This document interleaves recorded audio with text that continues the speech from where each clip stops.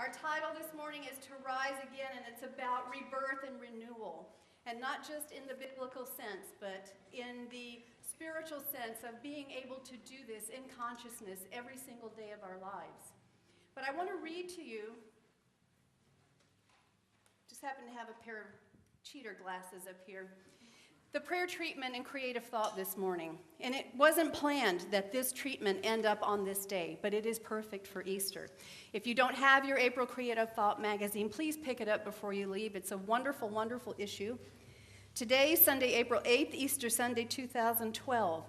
The prayer is contributed by practitioner Sandy Golke from our sister center in Chico, California. And it's entitled, I Celebrate New Beginnings. God, the essence of life, is omnipresent, omnipotent, and omniscient. In divine oneness, I consciously use the power of thought to create my experience. Right now, I consciously use the creative process by introducing a new thought. Any appearance of lack, burden, or limitation is an illusion, a false belief. I reframe my belief and my experience by remembering God is all there is. I release any emotional bondage by assigning a different meaning to temporary appearances. Regardless of the situation, I respond with loving compassion for myself and all beings. I release any erroneous notion of victimhood and move freely to a higher place in which I identify with God. I live fully in this moment, fortified by the grace of Spirit.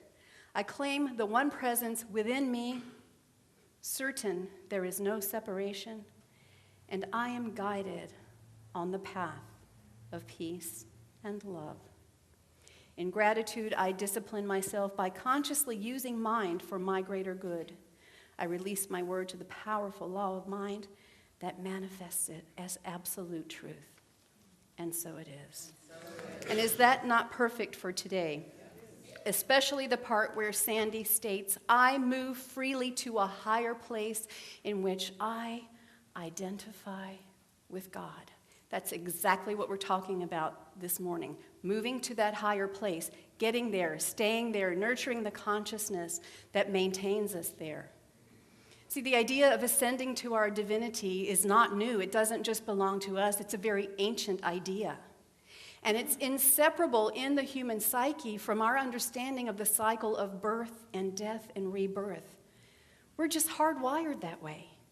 If we're down, the only logical place to go is up. If we feel like something is missing, it's natural for us to open to it and allow ourselves to be reborn in the truth of the situation.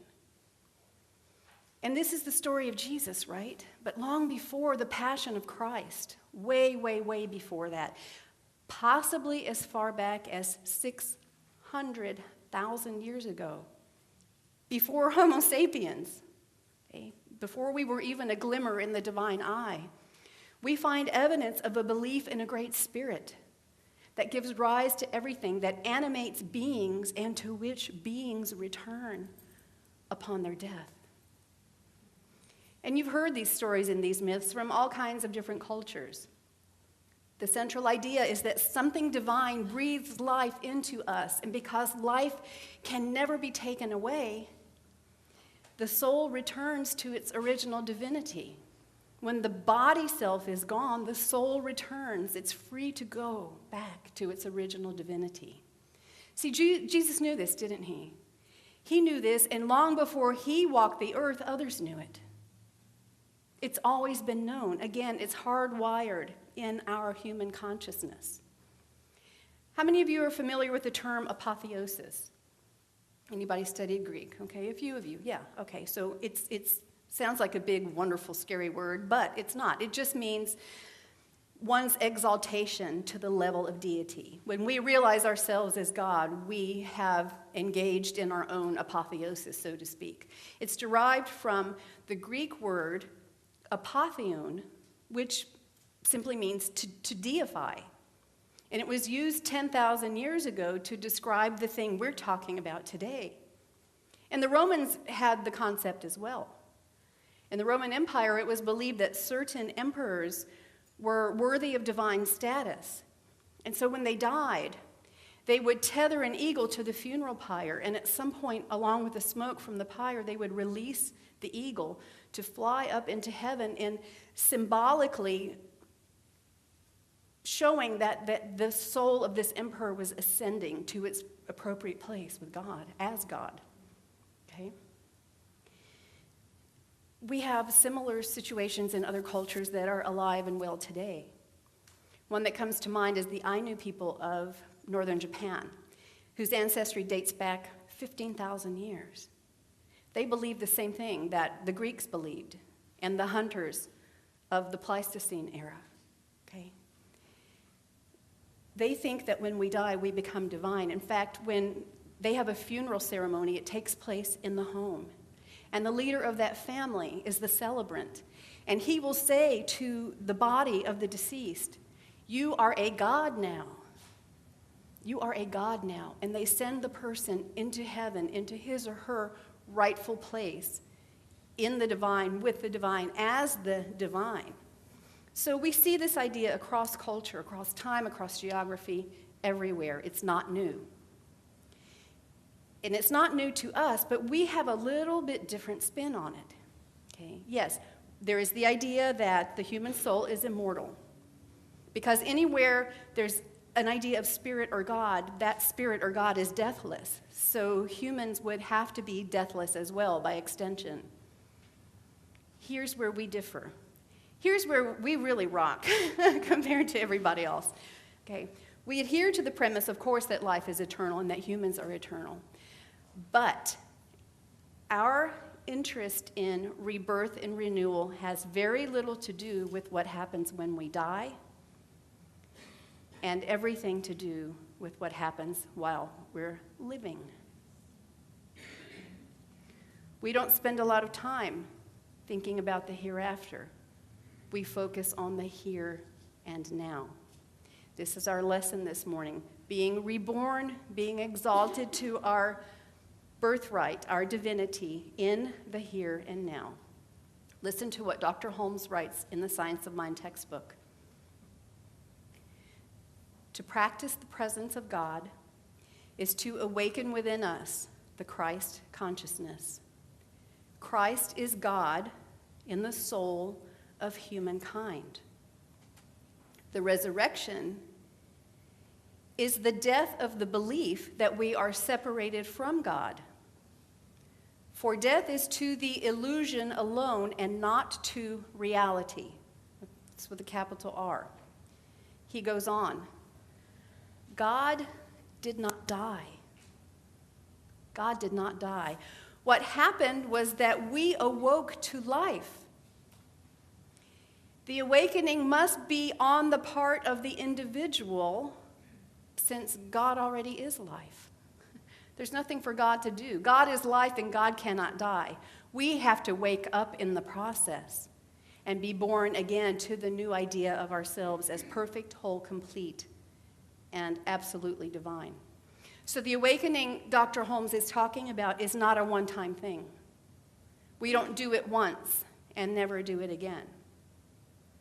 When you were a child and you started brushing your own teeth, did your mom ever say, "Oh, you only do it once and then you never have to do it again"? No, it takes practice. It's a daily undertaking, isn't it? Okay, so not a one-time thing. It's a state of awareness that has to be nurtured. Not just when we die and not on special occasions like Easter, but every day. Every day. So when we're reminded of it on special occasions like Easter, we can awaken again and get into our daily practice again. But how do we do this? How do we actually do it? It's not enough to talk about it and let it float around in our heads at the level of theory. How do we do this? How do we rise to the level of deity every single day? Our rightful place in the universe. How do we get there? Well, there are 3 basic steps we can use, and no matter what your regular practice is, if it's prayer, meditation, yoga, walking in nature, or all of the above. Whatever your regular practice is, it's wonderful, and you can adopt these 3 steps and make sure you have them in whatever your approach is. So, 3, vision, action, and connection. Vision, action, and connection. These are the foundation. So we build that strong foundation, and we practice those steps every day in whatever our approach is to being tuned into our inner divinity. So let's look at these one by one. The first, of course, is having a vision. It's not enough to understand ourselves as God. It's wonderful, and sometimes when we're new and we come in, it just sounds so good to hear somebody say that. Maybe we don't believe it at first, but once we start to embrace it, it's like, yeah, I think I can wrap my head around that. And then what happens is life starts to get better, doesn't it? Because we understand ourselves in terms of our divine heritage, and that we have the right to all the good the universe has to offer. But again, it's not a mental exercise alone. What follows from the mental exercise is the embodiment of this truth, so we can create wonderful lives with it. So if we want to ascend to the level of God, now that we understand ourselves as God, we have to define what that means. What does it mean? What would it mean for you personally to live as God through you? What would you love to do? How many of you are doing absolutely what you love to do in life and nothing else? Almost. I'll go right here. How many of you who are doing a lot of what you love would love to do even more of what you love?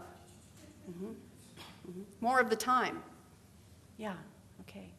So we can ask ourselves a very high-frequency question, which is, what would I love to do? How would I love to live my life? And if that feels selfish or unrealistic or unattainable right now, ask a better question even.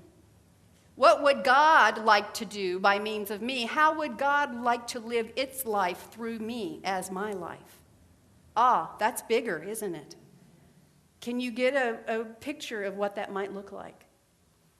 Because God is already doing that. And if you are not allowing the time and the energy and the space and the beauty that looks like God working through you, it's time to have an expansion, okay? But we have to die to the old idea. That's our metaphysical interpretation of death and resurrection. We have to die to the idea of illness. And in order to do that, we have to have a vision for health. We can't just say, I don't want to be sick anymore, or I don't want to be weak anymore, or I don't want to be in pain anymore. It's not enough. To die to the idea of illness, we must have a vision of health. To die to the idea of financial struggle, we must have a vision of wealth. To die to the idea of loneliness or discord, we must have a vision of love and harmony. It doesn't end with what we don't want, but we allow that to slip away. We shed it like an old skin and let it go. But it only works if we follow it with something grand and glorious that looks like God living by means of us. Being born again in the new, that new idea that comes out of our vision. So we build that vision where? Where do we build it? There's only one place we can build it. In our minds. In our minds. How many of you have very vivid imaginations? Okay. Use them. And don't hold back. Don't stop yourself. Okay? So, we start by building the imagery in our minds, and then we associate a feeling tone with it. When we close our eyes and think what our health feels like and looks like. What does health mean to you? Is it walking a little faster, exercising more, being able to jump out of bed in the morning instead of like, oh my God, another day? It's like, no, oh my God, this is my day. Okay? How many of you have grandchildren? Who has brand new twin baby granddaughters? Yeah. Who wants to keep up with those twin baby granddaughters? When 2 kids start walking at the same time? In separate directions, what are you going to do? You got to be quick. You got to be fast. You got to be strong. Right? Okay. There's a feeling tone associated with that. Feel that in your body. See it in your mind and memorize those things. That is your vision. And you can build on it, but that's where you start. You get in touch with it. What does it look like? What does it feel like? Okay. Linda's grandchildren walked in this morning. Oh my goodness, Aiden had on a hat. He's like a little dapper gentleman. Claire in a beautiful dress. The kids are gorgeous this morning. Okay? They already outsmart us. Let's not let them outrun us, right? And we want to pay for their college, right? So we need a financial vision to go with it. What does that feel like? To take the whole family to Disneyland or Europe? Or maybe just the movies and buy Cokes. I mean, right? That's a huge investment now. No money for college. I spent it all at the movie theater. Okay? So we want a grand and glorious vision of wealth, and we see it, all the things we're doing with that, and we know what it feels like to be able to do that. And with relationships and creative expression, all of those things, we have a picture in our minds, we know what it feels like, and we move from there. Because it doesn't just stay in our minds, but it has to originate in our minds. There's no other place it can originate. And that's not just playing around, it's very serious business.